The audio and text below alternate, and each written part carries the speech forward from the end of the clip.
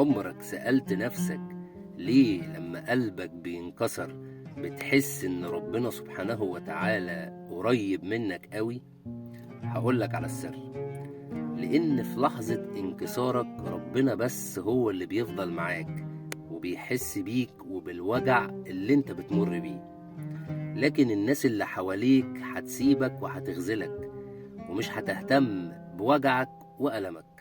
لكن ربنا سبحانه وتعالى هيحتويك برحمته ويكبر بخاطرك ويداوي جرحك.